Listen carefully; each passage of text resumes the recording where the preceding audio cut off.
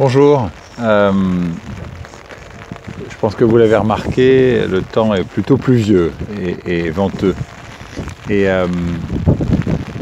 j'ai remarqué quand ça a commencé à s'accélérer un petit peu, j'étais en train de me promener, et la pluie s'est accélérée, le vent a commencé à se lever encore un peu plus fortement, avec encore plus de fraîcheur ou de froideur. Et j'ai remarqué comme un élan à accélérer, en fait. J'ai levé les épaules et j'ai commencé, mes sourcils sont froncés, mes yeux à se fermer un peu, et j'ai commencé à accélérer pour rejoindre la voiture. Intéressant. Comme si inconsciemment, et de façon assez rapide d'ailleurs, tout se mettait en place pour que j'aille me mettre à l'abri.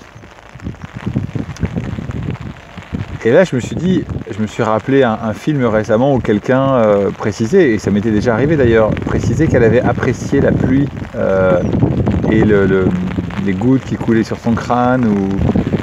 Et je dis ça, c'est assez amusant, là c'est pas du tout mon expérience. Là mon expérience c'est plutôt wow, rentre vite. Comme si mon logiciel par défaut me disait vite, rentre. Il y a quelque chose duquel on pourrait se méfier. Il faut se mettre à l'abri. Et c'est tout à fait ce qui se passe au quotidien en fait. L'évolution de notre espèce a offert et a confié plutôt à notre inconscient un certain nombre de choses, et notamment des mécanismes de survie. Et c'était très utile, et ça l'est même encore aujourd'hui. Quand nous étions Homo sapiens, c'était plutôt nécessaire assez rapidement de se mettre à l'abri des intempéries ou peut-être des prédateurs, parce que nous étions particulièrement vulnérables, sensibles, et encore aujourd'hui d'ailleurs. À certains moments, lorsque j'ai particulièrement froid, il faut vraiment que je me couvre. Et aussi le fait que ça soit confié à l'inconscient, que ça soit extrêmement rapide, nous met parfois dans des situations particulières où en fait la réaction n'est pas adaptée et n'est pas forcément opportune, voire même nous fait souffrir. Et ici la proposition c'est de ralentir quand il pleut. Et cette pratique de la pleine conscience nous invite à devenir conscients de ces mécanismes qui se mettent en place très concrètement.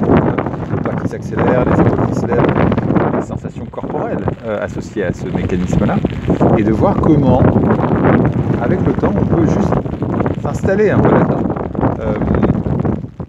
Vérifier si c'est bien utile d'accélérer, voir si on ne peut pas profiter de la pluie et sentir la pluie qui tombe, et voir que c'est ok à certains moments, et d'explorer ça, et de laisser tout doucement cette capacité à rencontrer la réalité s'installer dans nos vies, peut-être à